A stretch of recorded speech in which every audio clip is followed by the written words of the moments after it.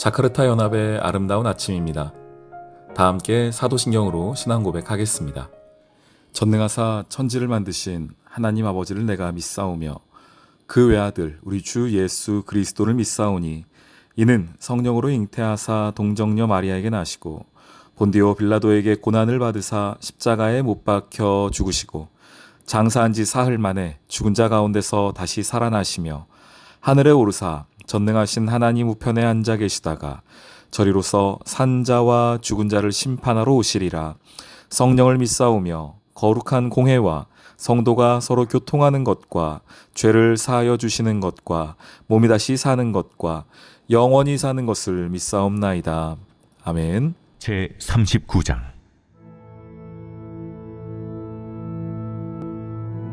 유다의 시드기야 왕의 제9년 열째 달에 바벨론의 느부갓네살 왕과 그의 모든 군대가 와서 예루살렘을 에워싸고 치더니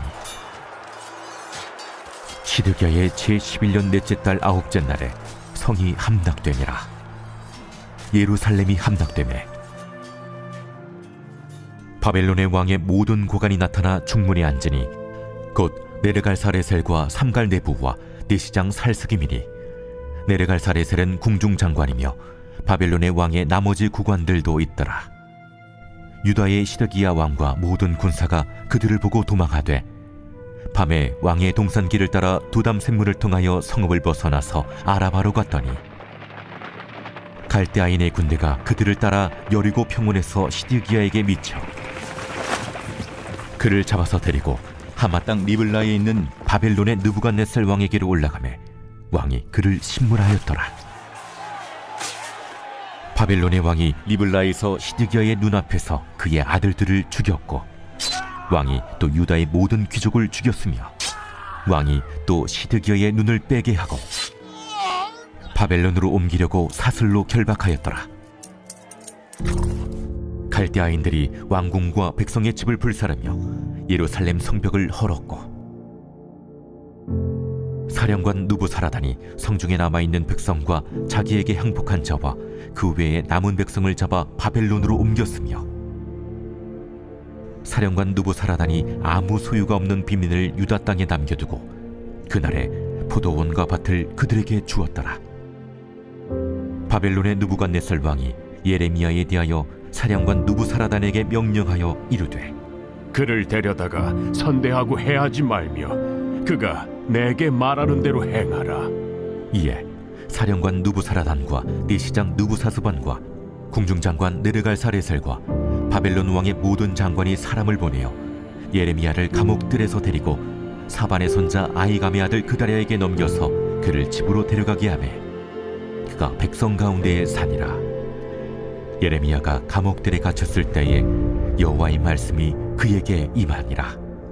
이르시되 너는 가서 구스인 에벤멜렉에게 말하기를 만군의 여호와 이스라엘의 하나님의 말씀에 내가 이 성에 재난을 내리고 복을 내리지 아니하리라 한 나의 말이 그날에 네 눈앞에 이루리라. 여호와의 말씀이니라. 내가 그날에 너를 구원하리니 내가 그 두려워하는 사람들의 손에 넘겨지지 아니하리라. 내가 반드시 너를 구원할 것인즉 내가 칼에 죽지 아니하고 내가 노략물같이 내 목숨을 얻을 것이니 이는 내가 나를 믿었습니다. 여호와의 말씀이니라 하시더라. 샬롬, 자카르타 연합의 아름다운 아침입니다. 오늘은 예레미야 39장 말씀을 함께 나누도록 하겠습니다. 오늘 여러분 성경에도 제목이 있지요. 예루살렘이 함락되다, 이렇게 제 성경에 제목이 있습니다. 이제 남유다가 망하는 날이 되었습니다. 시드기야의 마지막이고요. 이스라엘의 남유다의 하나님의 백성의 마지막입니다. 오늘 성경 1, 2절 보시면은 날짜가 좀 기록되어 있어요. 유다 시드기야 왕의 제9년 열째 달 느부갓네살이 와서 예루살렘을 에워쌌다는 겁니다. 9년 10월에 온 겁니다. 근데 2절 보시면은 11년 넷째 달이에요. 그러면 이 사이의 간극이 1년 반입니다. 1년 반 동안 예루살렘을 에워싼 겁니다. 우리 공성전 이렇게 표현하죠. 성을 쳐들어오려고 하고 또 막아내려고 하고 이 두 가지인데 막아내는 게 훨씬 힘들죠. 왜냐 당시에 이제 국력이 워낙 차이가 나니까요. 바벨론이 밖에서 에워싸고 있으면서 이 안에 물자도 못 들어가게 하고 음식은 뭐 말할 것도 없고요. 사람도 들어갈 수 없게 했습니다. 그래서 토성을 높이 쌓아놓고 그 안을 이제 언제든 들어갈 수 있도록 준비를 했던 1년 반의 시간인데 1년 반 동안 이 예루살렘 성은 정말 말 그대로 생지옥과 같은 곳이었습니다. 그러니까 먹을 것도 없고 물자도 없는 그런 상황 속 1년 반을 버틴 것도 용하다 싶습니다. 그러다가 이제 결국은 2절에 보니까 넷째 달 아홉째 날에 4월 9일에 예루살렘이 함락되었습니다. 하나님의 백성, 하나님의 백성 중에서도 자신들은 하나님의 말씀이 우리에게 있다, 성전이 우리에게 있다, 우리에게 제사가 있다, 이렇게 얼마나 자신만만했습니까? 얼마나 자부심이 있는 자들이었습니까? 그런데 그들에게 이제 마지막 날이 닥쳐온 것입니다. 그러면 이제 예레미야가 계속 얘기했던 것처럼 어떻게 해야 됩니까? 바벨론에게 이제 우리가 이 나라를 내어주고 또한 잡혀갈 사람들은 잡혀가야 하고 그렇게 하는 것이 하나님의 뜻이다라고 예레미야 말했었는데 그런데 시드기야를 한번 보십시오. 4절 유다의 시드기야 왕과 모든 군사가 그들을 보고 도망하되 밤에 왕의 동산길을 따라 두 담셋을 통하여 성을 벗어나서 아라바로 가다가 가다가 갈대아인들에게 잡혀서 이거 너무 좀 끔찍한 모습인데요. 6절 바벨론의 왕이 림나에서 시드기야의 눈앞에서 그의 아들들을 죽이고 너무 끔찍하죠. 그리고 왕이 또 그 모든 귀족들을 죽이고 시드기야의 눈을 빼서 바벨론으로 옮겨가려고 사슬에 결박하는 장면이 나옵니다. 그러니까 이제 정말로 마지막입니다. 나라가 망했고 시드기야는 자신의 아들들을 자신의 눈으로 보고 그게 마지막으로 자기가 본 장면이에요. 그리고 자기의 눈이 뽑히고 사슬에 묶여가지고 끌려가는 장면이 나오게 됩니다. 얼마나 비참한 최후입니까? 얼마나 끔찍한 마지막 모습입니까? 저는 이 모습을 보면서 하나님의 말씀대로 살지 않던 이전에 우리의 모습이 이런 모습이었겠구나라는 걸 생각하게 돼요. 예수 그리스도의 은혜가 없었다면 우리의 최후도 이런 모습이었겠구나. 매우 끔찍하고 또한 그 상황 속에서도 정말 볼품없이 처참하게 비참하게 마지막을 맞이했을 우리들이구나 라는 생각을 하게 됩니다. 얼마나 세상 속 비웃음거리가 되었겠습니까? 이 모습, 눈 뽑혀가지고 잡혀가는 모습 보니까 전 누가 생각났냐면 또 우리 사사시대 때의 삼손이 생각났어요. 하나님의 백성으로서 얼마나 놀라운 일들을 많이 했던 사람입니까? 그런데 그 삼손이 마지막에 바벨론에 잡혀갈 때 보면은 머리털을 다 밀린 다음에 눈 뽑히고 또 잡혀가가지고 묶여서 잡혀가가지고 많은 사람들 앞에 그 서커스의 동물처럼요. 서커스의 사자나 호랑이처럼 많은 사람들의 그냥 구경거리로 전락하는 장면. 무거운 맷돌을 짊어지고서 그 안에서 사람들에게 조롱거리가 됐던 그 장면이 생각이 납니다. 이게 하나님의 백성도 하나님 말씀대로 살지 않았을 때 하나님의 은혜가 없을 때 당하게 되는 마지막 모습이 이런 모습이에요. 그리고 이 모습은 예수 알기 전에 저와 여러분이 마땅히 당했어야 할 모습이었습니다. 그런데 하나님께서 이런 우리들을 살려주시는 것이죠. 은혜 가운데에 하나님 백성 삼아 주신 것이죠.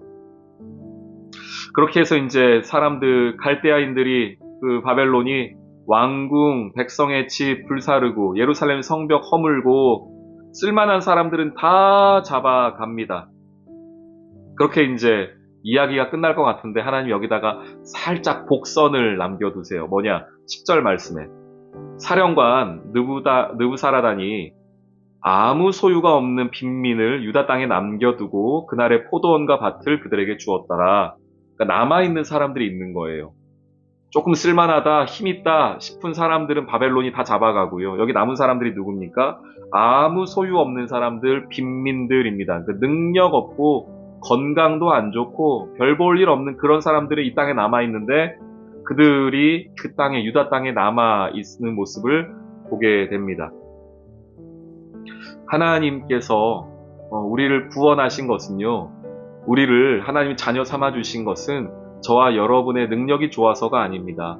저와 여러분이 힘이 있어서가 아니에요. 우리가 이런 자 아니겠습니까? 아무 소유도 없고 빈민과 같은 자들인데 하나님이 그런 우리들을 그냥 남겨두신 거예요. 하나님의 사랑으로 하나님 백성 삼아 주신 것입니다.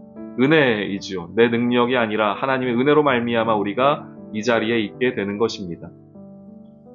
그래서 이제 이스라엘이 망하고 잡혀갈 사람 다 잡혀가고 이스라엘은 온 나라는 폐허가 되고 성전은 다 무너져 버리고 그리고 남아있는 자들은 누구라고요? 아무 볼품없는 자들, 능력 없는 자들이 남아있는 이런 상황 속에서 하나님이 다시 한번 말씀해 주시는 게 뭡니까? 18절 말씀에 물론 에벤멜렉에게 주신 말씀입니다. 반드시 너를 구원할 것인즉 내가 칼에 죽지 아니하고 내가 노량물같이 내 목숨을 얻을 것이니라. 내가 나를 믿었으니 여호와의 말씀으로 너희가 다시 회복될 것을 하나님 말씀해주고 계십니다. 우리 사랑하는 귀한 성도님들, 하나님의 백성은, 하나님의 자녀는 하나님의 말씀이 있을 때의 그 정체성을 지켜가고 승리를 얻을 수 있습니다. 그게 없으면 이런 비참한 마지막이 우리에게 기다리고 있는 것이죠. 다시 한번 오늘 하나님의 말씀으로 승리하기를 소망합니다. 그 은혜 없었으면, 주의 말씀과 사랑 없었으면은 이런 비참한 끝을 맞이했던 것이 저와 여러분의 모습임을 기억하며 다시 한번 주님께 감사하며 은혜로 나아가는 오늘 하루 되시길 주님의 이름으로 축원합니다. 아멘. 오늘의 기도. 사랑의 주님, 기세등등하던 예루살렘, 하나님을 예배하던 성전, 이 모두가 무너져버리는 심판의 날을 봅니다. 언젠가 다가올 주의 심판의 날을 준비하는 인생 되게 해주세요. 그 심판의 날, 내 힘과 능력으로 구원받는 것이 아니라 연약한 자를 남겨두시는 주의 은혜를 간구하오니 저를 그리고 우리를 긍휼히 여겨주세요. 예수님의 이름으로 기도합니다. 아멘.